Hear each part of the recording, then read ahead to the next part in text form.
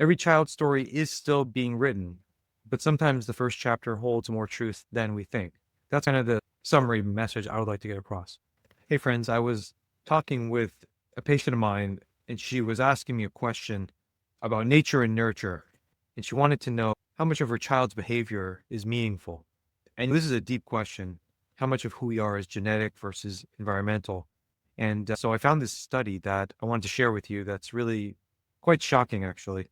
And I think what you'll see at the end is you can actually predict a lot about somebody when they're an adult just from what they're like when they're 3 years old. It's really amazing. So check this out. It's pretty informative. Basically, this was a study that was done, and they only watched these toddlers for 90 minutes of observation. And they wanted to see if they could predict and follow them until they were 21 and see if they could actually find out. Are they more likely to commit crimes, commit suicide, be depressed, and so on? And to give you a preview, the answer is yes, but I think you'll be surprised to see the details. So, you're watching your toddler have a tantrum. It's not their destiny per se that you're predicting, but it might be a clue. So here we go. This is the deep question. How much of who we are is nature and nurture? Historically, if you look at twin and adoption studies, the best studies for disentangling nature and nurture, that's about 50-50. The contribution of genes actually goes up as we get older, which is counterintuitive and paradoxical. So that by the time we are in our 30s and 40s and 50s, a greater proportion of our behavior and the variance in our behavior is attributable to genes. But overall, it's 50-50. And a subsidiary question of that is, when exactly are you going to start being able to see signals of adulthood in the child? When is personality generally set? Is it at birth? Are these trajectories set at birth? Is it age 3, 10, 18? Never? Is humanity and human nature totally flexible that you really just never know what someone's going to be like until they die or until they actually commit that action? I think this study tells us it's a lot earlier than we thought. So this is a study from JAMA Psychiatry. They're looking at kids at age 3 and predicting their adulthood behaviors. This is a group who are now at Duke University, and they're looking at people in New Zealand. So they looked at about 1,000 kids born in New Zealand. They followed them from age 3 to 21. The age 3 assessment was only for 90 minutes, and this is done by trained psychologists. And then they were evaluated again at age 21. The interesting thing here is they controlled for family social class. So socioeconomic factors could not account for these results. These were within individual results. So the toddlers were divided up into a number of categories: under-controlled, and under-controlled means they were impulsive, irritable, and emotionally labile. And I think what this is getting at is the factor of impulsivity. Because when we are impulsive, we're more likely to express negative emotion, and we're more likely to go up and down in our emotional life. The second type of category of toddler was labeled inhibited. These are the kids who are shy and fearful, and they're not confident and they're not approaching other kids. But the third category was called well-adjusted. The fourth category was confident, and confident means that they're eager, they're outgoing, they're quick to adapt. When bad things happen, they snap back in. Well-adjusted would be like a middle category. And then reserved. Reserved means they were timid, but task-focused. So these are maybe our future accountants. They're really focused on doing their jobs. They're conscientious, but they're not exactly in the other category. So this is the way they were dividing up these toddlers. And I would like to point your attention to primarily the under-controlled and the inhibited, because that's what we saw in the study has a lot of predictive validity. So what did they find for depression? Inhibited kids, so these are shy and fearful kids at age 21. These kids were 2.2 times more likely to be depressed. So that means they're 120% more likely to be depressed. So if you see a kid at 3 who's showing this inhibited, shy, and fearful pattern, it means that they have a much higher risk of being depressed at age 21. Just going to check that. And there was also a slight elevation in anxiety symptoms, but not at the level of disorder. So inhibited kids were slightly more anxious, but not at the level of meeting clinical criteria. So here's the actual graph I'd like to point to your attention. So for depression, first look up here and see the categories of kids. So on the left, this gray bar is well-adjusted kids, so the kind of comparison group. Then the middle bar is the under-controlled kids, like the impulsive kids. And then the darkest bar is the inhibited kids. And this line here is called the base rate, what people were in general like at age 21. So for depression, there's a huge difference. Here you can see the inhibited kids had a much higher chance of being depressed, and that's why I cited 120% higher. And that's really the only statistically significant effect here. But you see a trend with anxiety as well.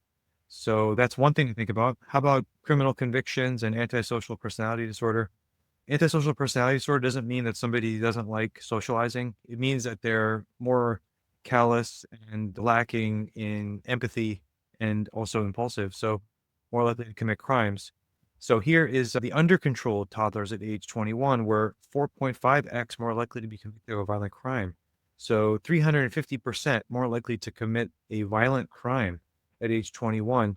And that was predicted just by knowing that the toddlers were under controlled at age 3, 2.2 times more likely to be recidivists, 120% more recidivism, committing a crime more than once, and 2.9x more likely to have this antisocial personality disorder, or 190% more likely. So those are huge numbers. These are not small effects, 10%, 20% more. These are hundreds of percentage points higher. And then the inhibited boys, but not the girls, were 5.7x. So that's 470% more likely to commit a violent offense. And why is that? A shy or inhibited boy might have something else going on compared to a shy or inhibited girl. And remember, boys and men tend to cluster at the extremes of the bell curve distribution. So in any population, the men go to extremes. If you look at people who have cognitive disabilities, developmental disabilities, they're more likely to be male, but also geniuses, more likely to be male. And the females are less extreme in that way, and they're more overrepresented in the middle of the distribution. So the same thing we see here. So inhibited boys, 470% more likely to commit violent offenses, but not for girls. And maybe that's because of this effect. Who knows? But males are wildly overrepresented in prisons compared to females because men are on average more physically aggressive than women, whereas the females tend to display more social aggression. So different ways of expressing aggression. So this is interesting that when you see a toddler at age 3, you have these huge percentage point increases in these other things at age 21, which is really fascinating. And here's the graph showing that. So antisocial personality, we see the under controlled part is higher. And what that means is that in many ways, when people do violent things or negative, when they commit negative acts, socially non-approved acts like stealing or committing violence against others, it's often a result of impulsivity. So that impulsivity that's being observed when the kid is 3 seems like a vulnerability for adulthood criminal behavior. And the same thing with recidivism and violent offenses. All right. And then suicide attempts, which is a very complicated behavior. It's hard to predict. The under controlled kids were 16.8 times more likely to attempt suicide. So you're looking at 1,500 something percent higher chances. I mean, this is just, it's an astoundingly high number. So there's something about impulsivity that we know connects to suicide as well. And the inhibited kids were also 6.5x or 550% more likely. So inhibition, inhibited, shy, and fearful kids are more likely to be depressed and anxious. And those are the people who are more likely to be suicidal as kids become adults. And then the under controlled ones, the impulsive kids, are more likely to commit suicide or attempt suicide. And here's a graph showing that. The left graph is alcohol dependence, which we'll get to later, but the right one is suicide attempts. So you can see the well-adjusted kids is extremely low percent. So the overall rate of suicide is actually very low in adulthood, suicide attempts. But you can see the under-controlled kids have a huge risk, thousands of percentage higher, and the same thing for the inhibited kids. And then for alcohol, same thing. The impulsive and under-controlled kids and the inhibited kids also probably have a higher risk for alcohol. And so we're going to see that next. So for alcohol problems, under control boys, 2.7x. It's not 16x. It's not 15,000, 1,500% more likely, but 170% more likely to develop alcohol dependence. And that's because there's a connection between impulsivity and substance use disorder. So if somebody is more impulsive, they're more likely to have substance use disorder. That's why there's a connection between ADHD and substance use disorder, because impulsivity is often something that makes someone more vulnerable to act on cravings. But that was only seen in boys, for example. Now, inhibited boys, they don't really meet the criteria clinically for higher risk for alcohol use disorder, but they had alcohol-related symptoms. So again, alcohol problems are definitely something you can predict. And it's not a small finding with inhibited, shy and fearful boys or under-controlled boys or impulsive boys. And one of the things that boys and males generally have lower conscientiousness than females. So one of the tasks of maturity is to get a young boy to master their natural impulsivity and channel it and develop it so that it can be turned to socially good outcomes.